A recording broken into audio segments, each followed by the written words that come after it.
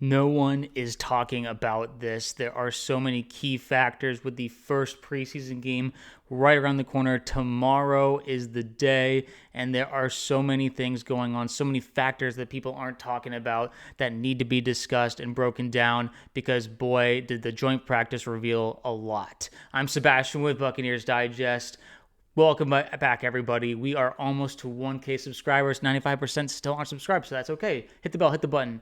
You know what to do. We're almost there at 1K. We'll be starting to do live streams and all that fun stuff. So just join in on that, and we'll be right there. We'll keep growing this awesome community. Thanks to everyone who's already subscribed. But make sure to let's keep it going. Anyone who's any new watchers, any new viewers, it's everything Buccaneers you will be getting right here on this channel. And to start it all off, we have preseason football tomorrow. Today is Friday. Tomorrow is preseason's already started, but Buccaneers preseason football is tomorrow night. I will be attending the game with my brother, but at least for today, we have to talk about what things to focus on going into the game, because there's a lot of factors that are kind of going under the radar, or are going under the radar, I should say.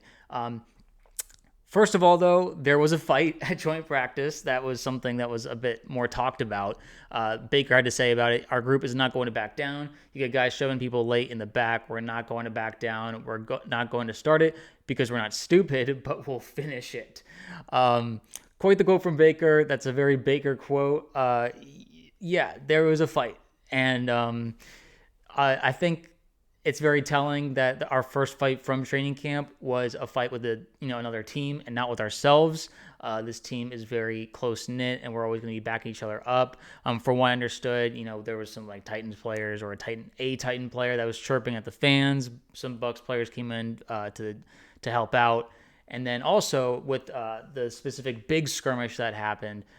There was a cool little moment that we have video of Jeffrey being knocked to the ground, thrown to the ground, Cody Mock.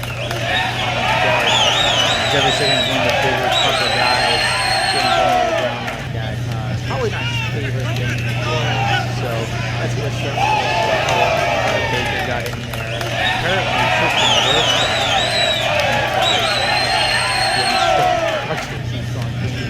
and Baker got sideline. Just fights are never really funny, but it's just, we don't start it. Cody was just doing his job, but, we do finish it if it comes down to it. That's the mentality that Baker says that the team has. We're tough. We're not going to start fights because we're not, stupid, like he said. Because we're, we have a professional mindset, and sometimes the heat, Todd Bowles has talked about the heat, so will sometimes get to you, especially for the Titans players who aren't used to like this extra humidity that's going on right now. Well, it's always humid in Tampa, but it's been really hot lately. We were hitting record temperatures in Tampa, so they're going to be feeling it. They're going to be a bit more off their game, possibly, just because of them not being used to that humid heat as much as the Buccaneers are, which gives us an advantage in that sense. So that was just an interesting circumstance that happened. Bailey Adams from the Pewter Report had to say that tension certainly ran high at several points during the practice, with the Bucs and Titans even coming together after one play to exchange some pushes and shoves. While tempers flared in the moment, the general mood from the Bucs side of things after practice was that some of these skirmishes are simply bound to happen when you get two different teams matching up in a padded practice under intense heat. So the Buccaneers are not very worried about this. They're like, yeah, it happens. These fights are just kind of what you expect when you have a team that's not very familiar with the heat coming to our training camp and having to kind of push through some extra challenges that they weren't ready for. So that's just kind of what was going on. And so the Buccaneers, they're going to be understanding, but at the same time, they're not just going to be pushovers. Literally, like if you're pushing them, the Bucs aren't going to let that fly. So that's just kind of what happened. And some rough and tumble never hurt, as long as no one gets hurt. it's never too bad of a thing because it gets the boys in the mindset of like, okay, this is real. We're in the thick of things. And they got like an extra teammate mindset. I'm going to back up my guys. Tristan coming on Canes, whether, Baker is proving of that, it shows the culture that these guys have and the brotherhood that they have. So I always think that's a great little thing. A little story there at least. But Cam Ward had to say from the joint practice that this is one of the best defenses out there in the league. That was him referencing the Buccaneers defense, the one that he was going up against. Obviously, it's like, there's not too much we can take away from this because he is a rookie. This is literally the first defense he's gone up against that wasn't his own. So there's kind of like, you have to take it with a grain of salt that like he's probably just being very complimentary, but at the same time, it means that they were offering challenges and as Bucs fans know, we have struggled with rookie quarterbacks in the past in a very frustrating way. It's been a curse, as some people have said, something that we've been kind of mildly getting over in this new era of Bucs football. Sometimes we still struggle with it, but I'd say like 60% of the time we're doing okay. We're doing pretty well, maybe even more than 60% now. And also backup QBs give us problems. But anyway, this is an example of like, okay, Cam Ward, the first overall pick in this year's draft, came in and was like impressed by the defense. That's a good takeaway because the defense is one of the biggest question marks for this team, who's planning to contend. And to have them think that we're one of the best in the league, really exciting. That's pretty cool. A guy who's taken pretty seriously by the league media and obviously his teammates, but he's been a real professional. And I've only seen good things ever since Cam Ward was drafted. And they unretired a number, the Warren Moon number, to give him the number 1 jersey. So he has a lot of respect in that building. And so for him to be saying these kind of things about the Bucs is cool. Regardless of his age, regardless of his experience, you just want to be hearing your opponents giving you props. So that's just kind of what I took away from that. Anyway, I was excited to hear that, and you should be too. So something that's not to be really excited about, though, Bailey Adams for the Pewter Report had to report that the Buccaneers Tampa Bay offensive line struggled for much of Thursday's practice, especially the interior. The second-team offensive line also looked really rough. Don't hit the panic button, but don't think this is nothing, because like the first time that like the Bucs are going up against some adversity, like another team actually, because when we play ourselves, you can kind of know that they're not going at a higher percentage. They'll maybe put 50% in, whereas like when you're practicing with another team, it's maybe like 80% or something. The fact that like they were getting like wrecked by a Titans defense that was one of the worst in the league. We don't know what the Titans defense will be like this year, but it's probably not going to be too much better than it was last year. They didn't make any like splash moves on their defensive side. So the fact that they were struggling this much with the Titans is a bit concerning.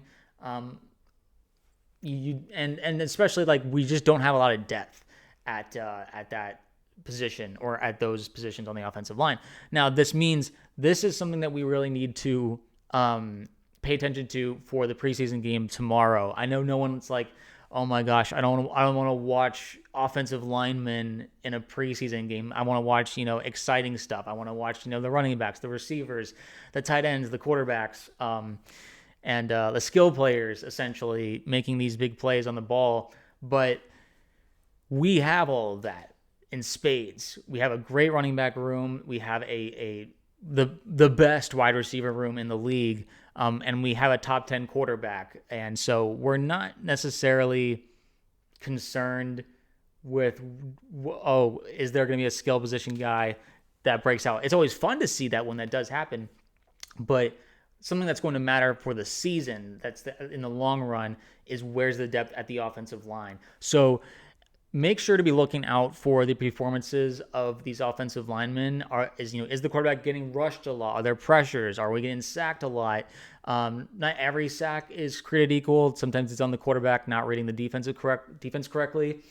But at the same time, you can just see when you're watching offensive linemen, them just getting flat out beat on one-on-ones, or even they'll chip a guy and when they shouldn't have, and they let a guy just go free run to the quarterback.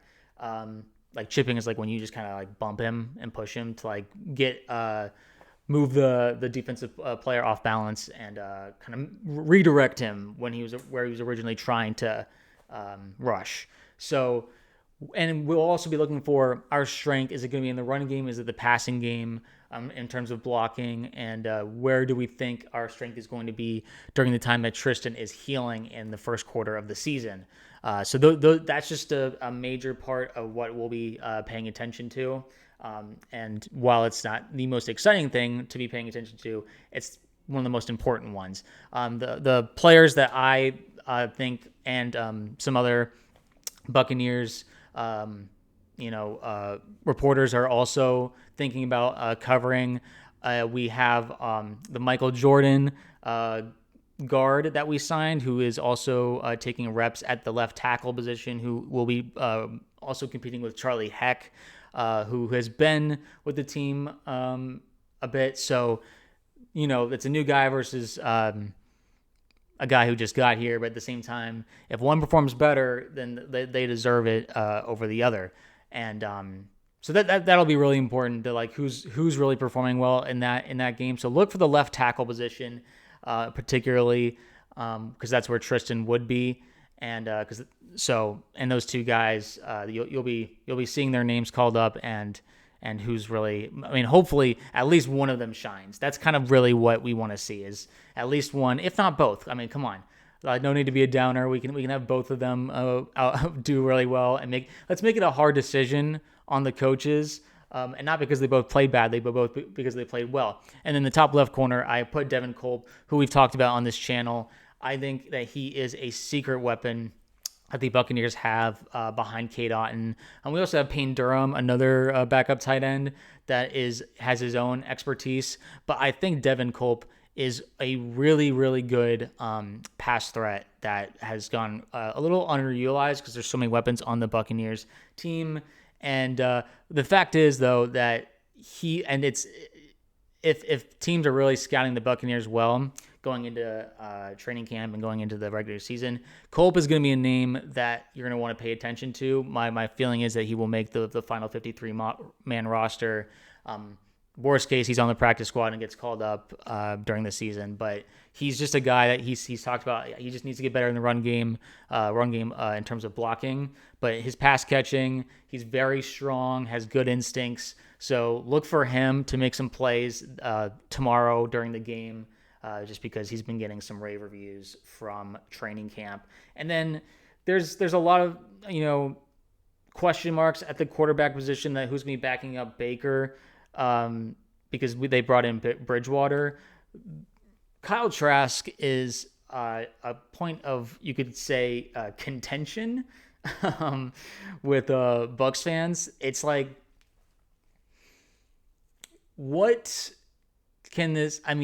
He hasn't had an opportunity really in the regular season to prove that he has what it takes to go play starters or play a starting defense. Because, Brady never really got hurt. And, when he came out, we had Blaine Gabbert at the time. So Trask was a QB3 during some of that period. And then as QB2 to Baker has not come out yet for us. He only came out briefly during a Colts game in 2023. And so anyway, Trask hasn't really gotten a lot of regular season reps. And so that's kind of put Gator fans and people who believe in Trask into a difficult position defending him, saying like, oh no, he has what it takes to be an NFL backup. But at the same time, the preseason games, he's going into his 5th preseason now with us, and it's not like he's like exploded or anything, or like really shown something that we'd be like, whoa, like we have to hang on to this guy. We have hung on to him for 5 years, but it's not like it'd be a devastating loss if he got cut or he went to a different team, at least for those who aren't Gator fans. So that's just kind of the big question. I would like for Trask to prove that he belongs here and that he could be just a seasoned backup, a guy that we could rely on if something happened to Baker, forbid that. I mean, hopefully, crossing fingers, knock on wood, that doesn't happen. But I think it's important that we see something out of Kyle because he's kind of in a prove it contract. He signed a 1-year contract this offseason to try and kind of stick around in the NFL and show that he still has value. So this preseason is very important for him, and it's important for the team because there's some folks who'd rather just go to Bridgewater, who's been, semi-retired recently and just got out of high school coaching to come join the Bucs squad this past week. And personally, if you ask me, I don't think that's a really reliable backup position to be in, just because he's been out of the game a little bit. He's definitely on the older side. He's experienced, so he has veteran experience. He has leadership experience. He knows the game, but it's more like, does he have the arm? Does he still? Are the instincts there? Are they still fast enough? And it really comes down to what the coaches think. If they think Kyle doesn't have the instincts, or he's not fast enough, he's not processing things well enough, he can't make the throws that they need him to make, then so be it. But this is a chance, and we'll be seeing how much he plays tomorrow and then in the rest of the preseason. But that's just a name, obviously, to look out for. There's a chance there's a Michael Pratt, a quarterback on the roster. He will be probably playing quite a bit tomorrow. It's not really a name most people are attuned to, or it's no offense to Michael, but it's just one of those things that, hey, if he beats out Kyle, then all the better to him. We're here to make the Bucs better. We care about the Bucs being the best team that they possibly can be. So that's just kind of where we're at right now with all that. So, I in the end, I feel good that things got a bit, fisticuffs with the Titans, because I like to see the team just back up and be a tight bonded team. So the game tomorrow is going to be interesting to see if that carries over, whether it's going to be overly physical. We don't want to see anyone get hurt, obviously, and we just have to make sure that we're playing smart. We're not playing to intimidate a second string or a third string version of the Titans, who were playing first or picking first in the draft for a reason. So it's like, we have nothing to prove to these guys. We're a perennial playoff team. They are just trying to have a winning record, or even just be a middling team. That would be a massive improvement to them.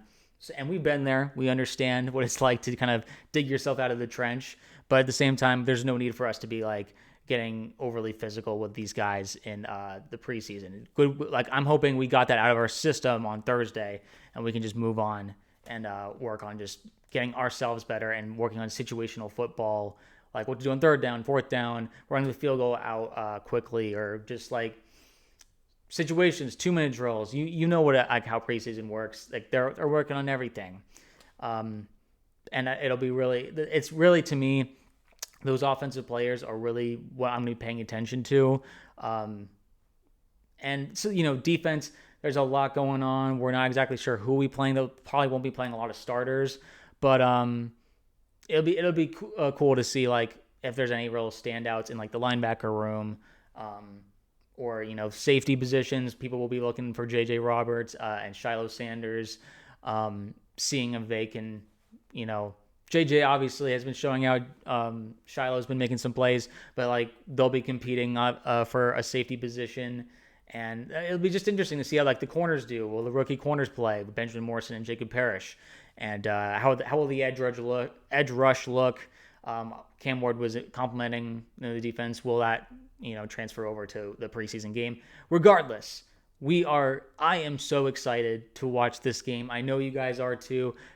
Tell me down below in the comments, what are you most excited for this Bucs Titans game? Is there a certain aspect that people aren't talking about that you think should be talked about, like a position group, a certain player that is going under the radar that you think will make the 53-man roster after all the roster cuts from preseason training camp? Let me down below and put it in ink so that that you can make your call, make your shot. When he makes the roster, you can be like, hey, look, I called it. I knew this guy was going to ball out. So you sound down in the comments below. Let us know. And make sure to subscribe, and we'll be right here covering the game. I'll be at the game, but I will do all the analysis of the game. And just get ready, Bucs fans, because this is going to be it's the start of the season, essentially. It's the start of everything, and we can't wait. So I will see y'all in the next video, and sound in the comments below just your excitement for this Bucs season.